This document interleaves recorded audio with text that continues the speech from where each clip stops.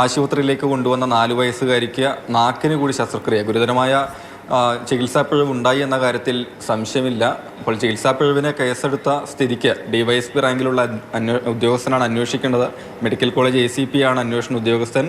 Medical board ചേരണം എന്നുള്ളതാണ് protocol. അപ്പോൾ ഈ ഒരു പ്രോട്ടോക്കോളിൻ്റെ അടിസ്ഥാനത്തിലാണ് മെഡിക്കൽ ബോർഡ് രൂപീകരിക്കണമെന്ന് ആവശ്യപ്പെട്ടുകൊണ്ട് ജില്ലാ മെഡിക്കൽ ഓഫീസർക്ക് പോലീസ് കത്ത് നൽകുന്നത്. മെഡിക്കൽ ബോർഡ് വളരെ പെട്ടെന്ന് തന്നെ ചേർന്ന് ഈ കേസുമായി ബന്ധപ്പെട്ട തുടർ നടപടികളൊക്കെ ചർച്ച ചെയ്യേണ്ടതുണ്ട് എന്നാണ് പോലീസ് വ്യക്തമാക്കുന്നത്.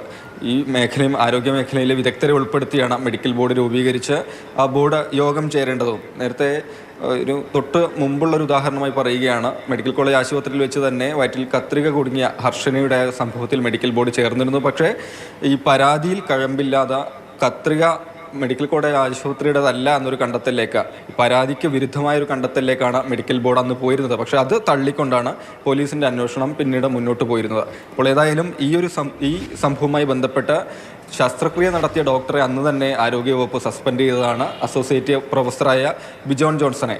ഈ ആരോഗ്യവകുപ്പിൻ്റെ തീരുമാനത്തിനെതിരെ സർക്കാർ മെഡിക്കൽ കോളേജ് ഡോക്ടർമാരുടെ സംഘടനയായ KGMCTA അന്ന് തന്നെ രംഗത്തും വന്നിരുന്നു. അതായത് കുട്ടിക്ക് നാക്കിനടിയിൽ കെട്ടുണ്ടായിരുന്നു, ടങ് ടൈ ഉണ്ടായിരുന്നു. അത് ബോധ്യപ്പെട്ടതിൻ്റെ അടിസ്ഥാനത്തിലാണ് ഡോക്ടർ ആ ശസ്ത്രക്രിയ കൂടി നടത്തിയത്. ബന്ധുക്കൾ പറഞ്ഞതിന് തൊട്ടു പിന്നാലെ കൈവിരലിന് കൂടി ശസ്ത്രക്രിയ നടത്തിയിരുന്നു എന്നാണ് ഈ KGMCTA വിശദീകരിക്കുന്നത്.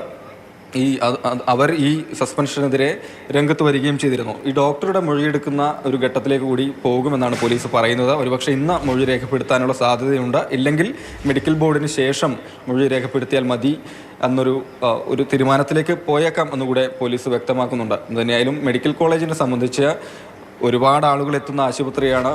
പ്രത്യേകിച്ച് മലബാറിലെ ജില്ലകളെയൊക്കെ സംബന്ധിച്ച ആളുകൾക്ക് ആശ്രയമായ ആശുപത്രിയാണ്. അവിടെ ഈ ഒരു വിധത്തിലുള്ള ചികിത്സാപ്പിഴവ് സംഭവിച്ചത് മെഡിക്കൽ കോളേജിനെ സംബന്ധിച്ച് കളങ്കം തന്നെയാണ്. ഇതിൽ പരാതിയുമായി നിയമ നടപടിയുമായി കുട്ടിയുടെ കുടുംബം മുന്നോട്ട് പോകുന്നു. പോലീസിൻ്റെ അന്വേഷണവും പുരോഗമിക്കുകയാണ്. ഈ ഒരു ഘട്ടത്തിലാണ് മെഡിക്കൽ ബോർഡ് രൂപീകരിക്കണം, ബാക്കി തുടർ നടപടികൾ വേഗത്തിലാക്കണമെന്നൊരാവശ്യം പോലീസ് ഉന്നയിക്കുന്നത്.